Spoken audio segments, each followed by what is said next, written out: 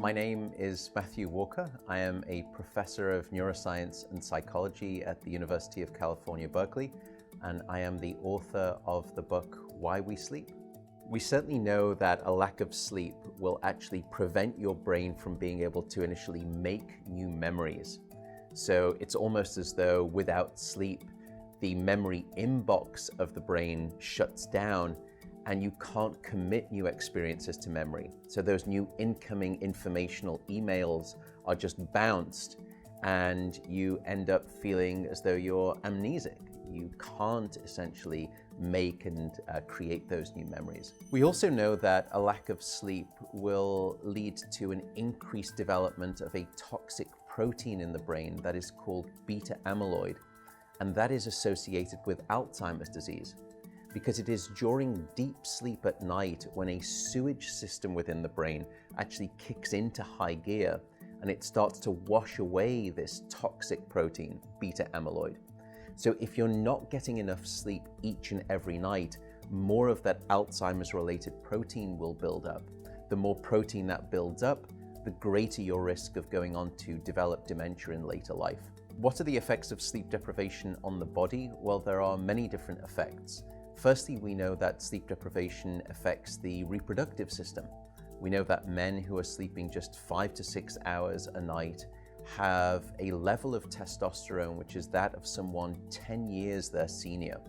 So a lack of sleep will age you by almost a decade in terms of that aspect of virility and wellness. We also know that a lack of sleep impacts your immune system. So after just one night of 4 to 5 hours of sleep, there is a 70% reduction in critical anti-cancer fighting immune cells called natural killer cells. And that's the reason that we know that short sleep duration predicts your risk for developing numerous forms of cancer.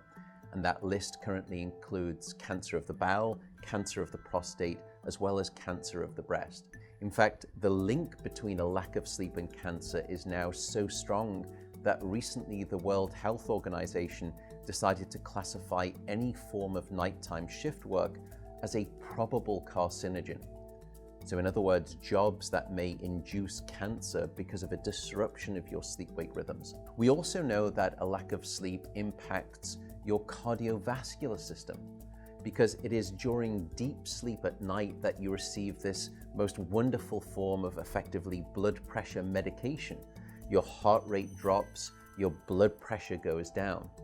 If you're not getting sufficient sleep, you're not getting that reboot of the cardiovascular system. So your blood pressure rises. You have, if you're getting 6 hours of sleep or less, a 200% increased risk of having a fatal heart attack or a stroke in your lifetime. There is a global experiment that is performed on 1.6 billion people twice a year, and it's called daylight savings time. And we know that in the spring, when we lose 1 hour of sleep, we see a subsequent 24% increase in heart attacks the following day. Another question perhaps is, what is the recycle rate of a human being? How long can we actually last without sleep before we start to see declines in your brain function or even impairments within your body? And the answer seems to be about 16 hours of wakefulness. Once you get past 16 hours of being awake, that's when we start to see mental deterioration and physiological deterioration in the body. We know that after you've been awake for 19 or 20 hours, your mental capacity is so impaired that you would be as deficient as someone who is legally drunk behind the wheel of a car. So if you were to ask me what is the recycle rate of a human being, it does seem to be about 16 hours, and we need about 8 hours of sleep to repair the damage of wakefulness. Wakefulness essentially is low-level brain damage.